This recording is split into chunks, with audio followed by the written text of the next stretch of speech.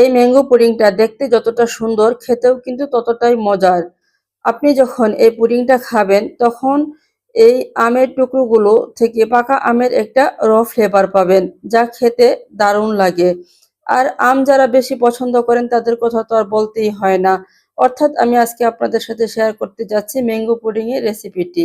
এই তো এদিকে আমি একটা পাতিল নিয়েছি, তার মধ্যে দিয়ে দিচ্ছি 500 গ্রাম দুধ, তারপর দিয়ে দিচ্ছি হচ্ছে 1/3 কাপ পরিমাণ চিনি, তারপর দিয়ে দিচ্ছি 1 চামচ পরিমাণ আগার আগার পাউডার। এদিকে আমি আগে থেকে একটা আম কিউব করে কেটে রেখেছিলাম, সেটাও এই দুধের মধ্যে মিশিয়ে দিচ্ছি।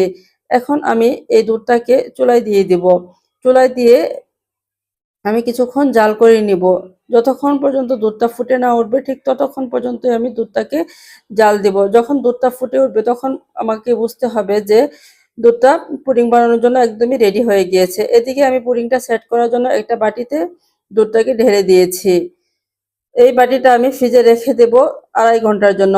এই তো ফিরে আসলাম 2.5 ঘন্টা পর, আমার পুডিংটা সেট হয়ে গিয়েছে। এখন আমি একটা ছুরির সাহায্যে এটাকে কিছুটা আলাদা করে নিব।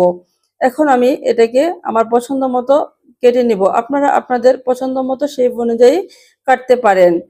আমের মৌসুম থাকতে থাকতে একবার হলেও বাসায় এই ম্যাঙ্গো পুডিংটা ট্রাই করবেন।